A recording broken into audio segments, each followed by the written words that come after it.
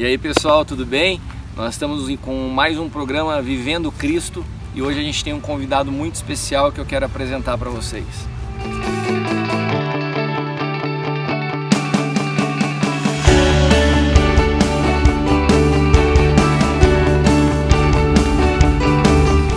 Tudo bem, gente? Nós estamos hoje gravando mais um programa Vivendo Cristo, hoje aqui direto de Curitiba.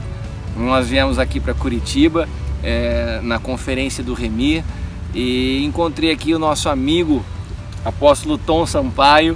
E aí, Tom, tudo bem? Legal, bom demais!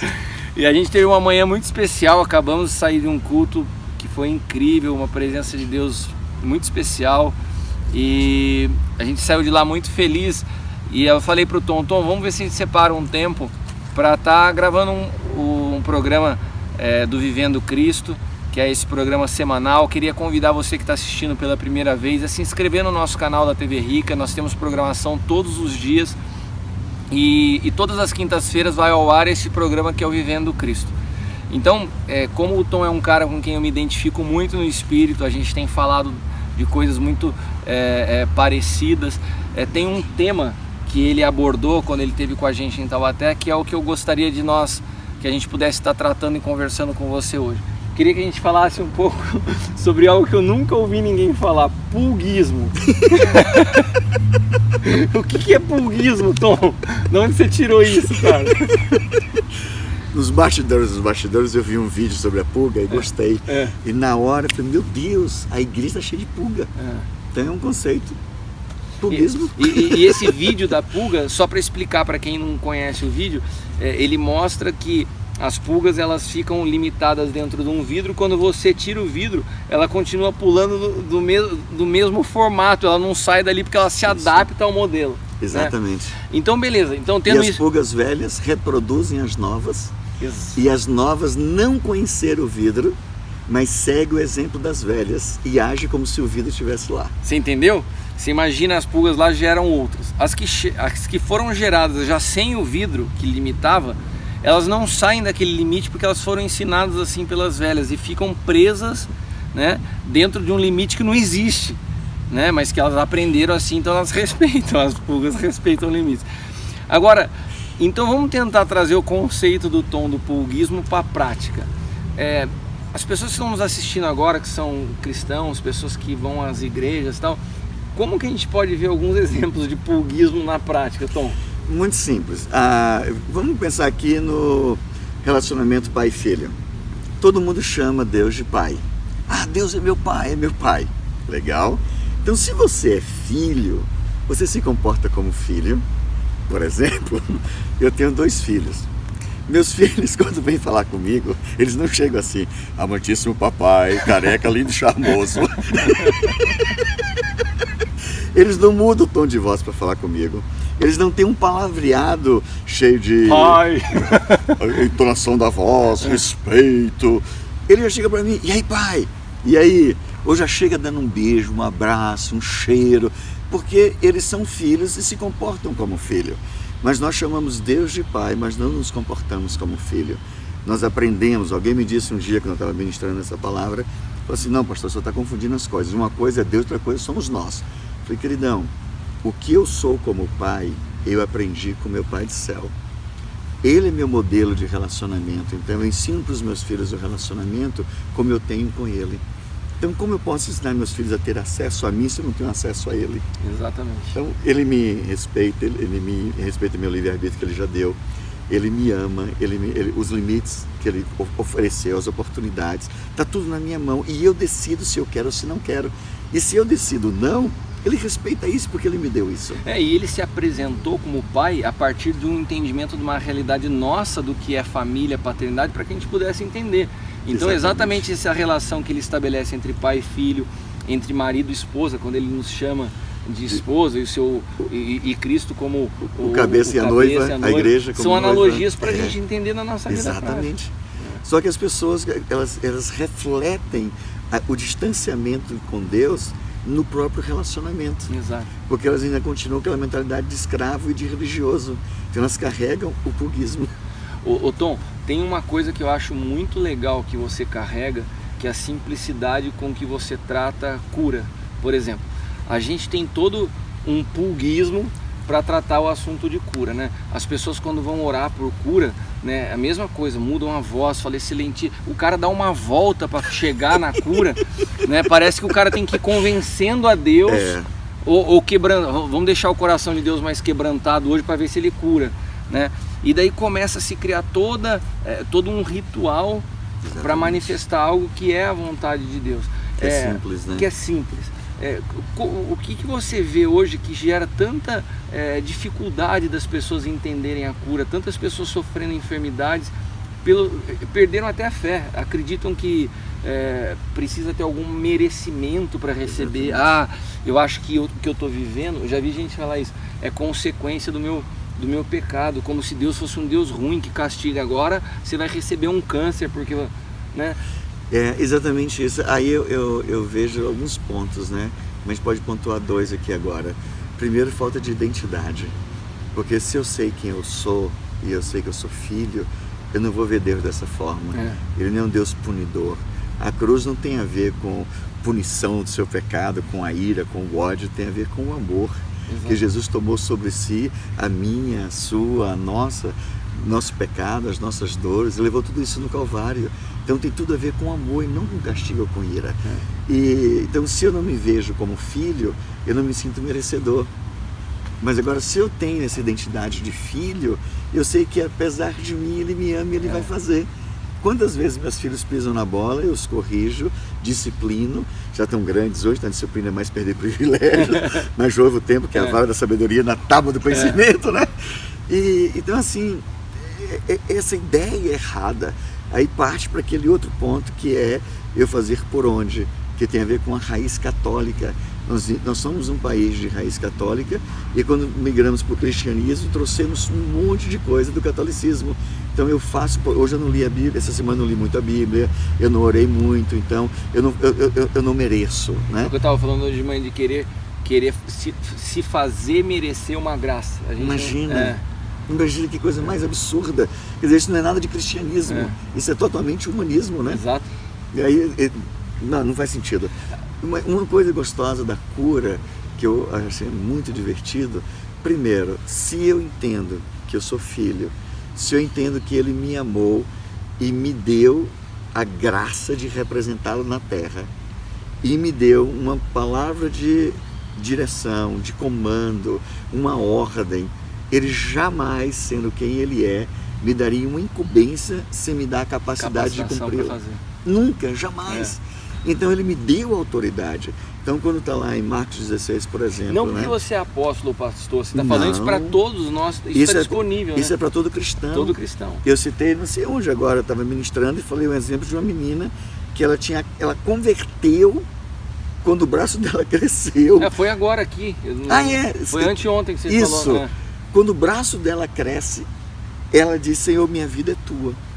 Ela dentro dela não fez uma oração do pecador levantando a mão, aceitando Jesus no coração. Primeiro, Jesus, uma oração, pelo amor de Deus, isso é antibíblico, né? Jesus nunca pediu para ele ser aceito no coração. Ele mandou você morrer e dar a vida toda para ele. Tinha que ver a mensagem do apóstolo de manhã. A gente falou sobre isso, né? Pregou, claro, rasgado, né? Então tu tem que morrer, negão. Para ter vida, tem que perder o que tem, né? Exatamente. Então ele não te chamou para ser recebido no coração como se fosse um coitadinho que não tem nem onde morar. Bichinho. Vem fazer aqui, deixa morar. E fica só nesse cantinho aqui, porque aqui eu mando eu. Mando eu. Não, nada a ver, né? Mas aí, então quando você tem esse entendimento de que ele te deu uma incumbência, te deu uma tarefa, te deu a capacitação, o que é a cura? A cura nada mais é do que a simples manifestação daquele que habita em você. Essa é a palavra, é a manifestação de Cristo. Simples. Sim. Mas quem pode manifestar? Só pode manifestar Jesus quem o tem. Quem o tem. Então se você está pedindo para receber, então tu não tem, né, negão? Se tu ainda fica naquela, pastor, o senhor faz. Por quê? Porque eu não tenho, mas o senhor tem. O outro tem e eu não tenho. Então se tu não tem, tu não pode dar o que não tem, né? Mas se você já o tem, se ele já está em você e você nele, você tem a mente de Cristo, você é templo do Espírito Santo, então você vai manifestar esse amor. Então a cura não é um fim em si mesma. Não. Ela é apenas uma expressão. Um propósito, né? Só. Eu fico louco quando eu vejo pessoas curando enfermos e sem levá-los a Jesus. Aí você tá mandando o cara pro inferno curado. Foi bom. Imagina, ô amigão, o cara vai pro inferno curado. Bom, pelo menos aqui você perdeu, já não tem mais dor. Cara, daí você tá tocando num ponto que eu acho muito legal. Que na verdade, quando eu vi a tua maneira de se mover falando de evangelismo, até tava conversando com você agora no carro, a gente tem vivido um tempo, né, na história da restauração dos 5 ministérios. Por muito tempo a igreja se perdeu na identidade da necessidade dos apóstolos, profetas, mestres, evangelistas, pastores, cada um na sua função. E a gente já tem caminhado como ministério há alguns anos nos 5 ministérios, e eu sentia uma necessidade de uma ativação na igreja com relação ao evangelismo. Mas todas as pessoas que eu conhecia se movendo no evangelismo se moviam dentro de uma visão de antigo pacto, como se o evangelismo fosse uma realidade para os evangelistas, né? E que o evangelismo fosse apenas uma contagem de números, né? As pessoas chegavam à igreja depois de contabilizar quantas pessoas ganharam para Jesus e falavam assim, tantos, ganhamos aqui tantos hoje. Um evento. Um evento. Daí você pergunta, cadê essas pessoas? Não, o cara aceitou, levantou a mão para Jesus, está aqui, pá. Né? Como se o nosso trabalho fosse dar a luz e abandonar na lata de lixo. Como se fosse gerar e abandona a criança na sarjeta. Quando eu comecei a ver a maneira que o Tom se move, né, eu falei, cara, o Tom é um cara que se move no evangelismo dentro da realidade do ambiente jurídico do novo pacto, que eu falava hoje de manhã. Por quê? Nós entendemos que quando nós manifestamos a vida, levamos uma pessoa a Cristo, cara, ali é só o começo de uma nova história. Então eu vejo ele, por exemplo, hoje de manhã eu estava aqui no café no hotel, ele ganhou um garçom para Jesus. O cara, ele já tira foto com o garçom, ele já toma contato do WhatsApp do garçom, ele é um cara que se preocupa com a sequência daquilo que aconteceu. E isso eu percebi que ele fez de uma forma muito eficaz, como treinamento. Não é uma graça que ele só vive, é uma graça que ele ensina e imparte por onde ele passa. Então eu queria que você falasse um pouquinho sobre isso, de como você vê esse evangelismo que não para no fato da pessoa entregar a vida para Jesus, mas que a igreja tem esse compromisso, que você sempre explica de uma maneira tão simples e didática, de voltar a perguntar, ei, seu João, e aí, como que tá hoje e tal? Mostrar que ama, não foi só mais uma contabilidade de alguém que levantou uma mão. Eu acredito assim, tudo que você fizer hoje vai ser bênção. Tudo que você puder fazer. Falar de Jesus, evangelizar é falar do amigo na expectativa que esta pessoa seja amiga do seu amigo. Só vai falar do amigo quem for amigo. Então, por favor, seja amigo de Jesus e não seja religioso. Porque está cheio de gente que não fala. Primeiro, eu tenho vergonha. Vergonha do amigo? Lembra aquele textozinho que todo mundo usa na hora do apelo? Aquele que se envergonhar de mim perante os homens, eu me envergonharei dele perante meu pai. Então o negão dançou. Vigia. Tem que falar do amigo, rapaz. Tem que falar. Não tem desculpa para ter vergonha. Cara, eu sou tímido. Não tem vergonha de Jesus. Não, e ainda a gente se justifica, eu tô falando porque eu também já me vi falando assim, não é muito a minha pegada que eu sou tímido. Né? A gente se quer achar uma justificativa para não falar. Exatamente. Mas a gente pode fazer algo mais além disso, que é, dentro do possível, se você está no lugar, no dia que você faz lá a selfie, manda o WhatsApp. Deixa eu só fazer uma pausa, desculpa, porque o que ele falou agora é importante. O que eu estou falando é o contexto de nós entendermos a responsabilidade com a vida. Mas exatamente. É óbvio, é evidente que vão ter momentos que o máximo que vai dar para você falar é apresentar o teu amigo. Você está numa outra nação, está numa outra cidade, você não consegue acompanhar. Então faça o máximo que está dentro do teu alcance. Né? Entendendo que o Espírito Santo é maior do que você. Exato. Então, se eu não fizer, não vai acontecer, então melhor não fazer. Então melhor não fazer. Não é assim, né? Como é que faz? Uma bicuda, né? Eu falei isso 3 vezes. Dá uma bicuda na canela, rapaz. Fala, porque o Espírito Santo cuida, viu? Conheço pessoas que já vinham no processo e eu só culminei o processo delas. Depois a esposa me encontrou aqui em Curitiba num evento, veio me abraçar. Senhor pastor Tom, não é? Eu falei, posso dar um abraço? Eu falei, pode. Eu falei, e por que esse abraço? Sou eu, meu marido, para Jesus. ela já orava, pessoas na igreja já tinham falado com ele, mas quando eu peguei o táxi dele, levei ele a confessar Jesus como Senhor e Salvador. Ele chegou em casa empolgado, agora eu sou crente. E já na igreja, já quis me levar na igreja várias vezes, mas o pastor não deixou. Jesus. Eu sou meio estranho, né? Imagina ele de boné. Hoje eu tirei o boné. Hoje estava um encontro de pastores e eu tirei o boné para pegar. Mas legal. Mas você faça o que for possível. Mas se você pode fazer algo mais, que eu chamo de evangelismo responsável. Isso. Então o que é isso? Você pode mapear toda a sua cidade, sua região, onde está a sua célula. Você pode pegar uma quadra, geralmente uma quadra gira em torno de 40 casas. 8 pessoas, elas podem visitar 40 casas. Então aquilo é um mapeamento. Ela está ali, aquela quadra é dela. Então essas 8 vão fazer caminhada de oração, elas vão orar por aquelas 40 famílias. O Espírito Santo nos mostra o que é que está acontecendo. Senhor, quais são os demônios que estão atuando nesse lugar? Como que o diabo entrou aqui? E ele vai dizer, imagina. Quais são as necessidades do bairro? Isso, você começar a se preocupar com aquilo. Mas quando você começa a pensar no morador e pede para o Senhor te revelar o que está acontecendo, Ele vai revelar. Uma vez que você recebe essa revelação, você ora em cima disso. Então, se, exemplo, Mamon está tomando conta, libera generosidade. É prostituição, libera santidade. Você vai combater em oração o espírito oposto. Aquilo que o Senhor te mostra. E depois disso vem a abordagem, que é aquela visita de casa em casa. Uma vez que você visitou, aí tem toda uma estratégia que a gente ensina no seminário, que vai dar para ensinar tudo aqui agora. Você apresentou o amigo de uma forma sem pulguismo. Sem pulguismo nenhum. Vai lá, falou tal de Jesus. Não vai convidar para vir para a igreja. Isso. Não vai falar de igreja, mas vai falar de Jesus. Ele automaticamente vai dizer, você é diferente. Qual é a sua igreja? Porque ele vai se sentir amado. Uma vez que ele se sente amado, ele quer estar perto de pessoas que o amem. Mas beleza, o cara não quer ir na igreja. Então fala, não quero ir na sua igreja, beleza, valeu. Daí o que você faz? Você ignora e fala, esse aqui é o risco do mapa. Se ele diz, não quero ir na igreja, tem um formulário de pesquisa para você visitar, depois ele não quer nada, não quero, tá bom, obrigado e tal. Próximo sábado. É isso que eu gosto. Vamos lá no seu João. Aí, seu João, como é que tá o senhor? Tudo bem?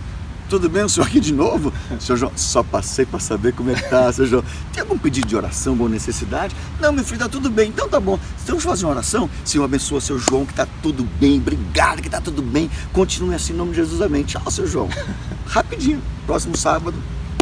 E aí, seu João, tudo bem? De novo? Seu João, só quis saber se está tudo bem, seu João. O senhor tem alguma necessidade?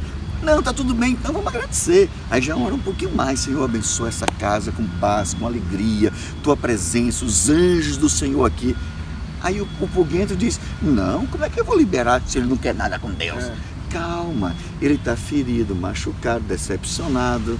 Muitos crentes já pisaram na bola, aprontaram com ele, já viu mau testemunho, então ele está todo ressabiado, você só vai abençoar e amar. Foi isso que Jesus mandou fazer. Aí o que a gente faz? Abençoou e vai embora. Terceiro sábado ele volta. Seu João, de novo! Ô, seu João, tô passando aqui só para saber se o senhor tá bem. Seu João, eu trouxe um bolinho pro senhor e dá um bolinho para ele. Você imagina? Vou tomar um café da tarde com a sua família, seu João. Ele vai dizer assim, meu filho, vem cá, o senhor é de verdade? Você Quem faz existe? Isso hoje, né? A tendência do pulguento é, não quer nada com Jesus, risca do mapa e ainda amaldiçoa, né? Ele não quis, talvez, a sua abordagem, o momento em que você o abordou, a situação em si, mas ele quer Deus. Lógico. Porque todo ser humano tem um depósitozinho do DNA de Deus lá dentro. O Espírito que está lá foi dado por Deus e tem uma conexão que foi quebrada com o pecado, que tem que ser reconectada. Então o homem tem uma necessidade, ele busca a Deus, só que ele não enxerga no geral.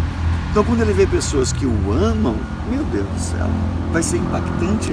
Então em algum momento, seu João vai ter uma necessidade para ser curado, vai ter alguém na família com alguma dor e você vai curar, alguma coisa vai acontecer, porque na sua perseverança você vai gerar oportunidade. Eu chamo assim de intencionalidade. Então você se dispõe com Deus, no Espírito Santo, com a intenção de ganhar aquela família. Agora, você é parceiro de Deus, quem é que vai ganhar? O seu João ou Deus?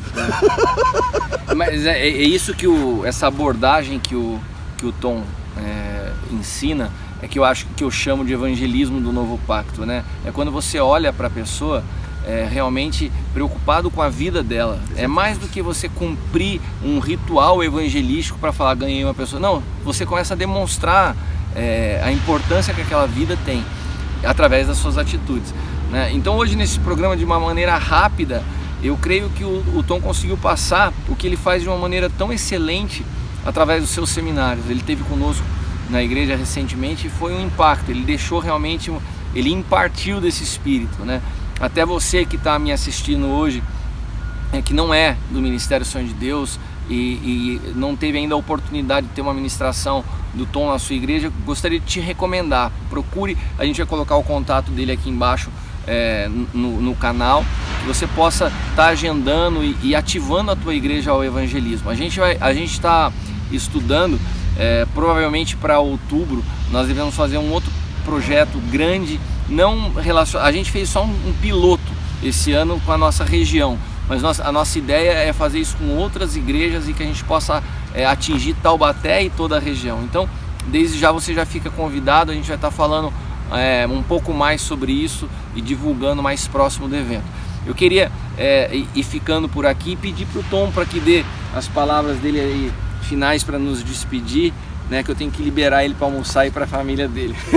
Eu só quero te dizer o seguinte: antes de você pensar qualquer coisa assim, ou qualquer barreira com o evangelismo, eu quero te dizer que quando Jesus te deu uma ordem para você ser o agente de transformação, ser o proclamador e com o ministério da reconciliação, ele não estava pensando, ele estava pensando em você, viu?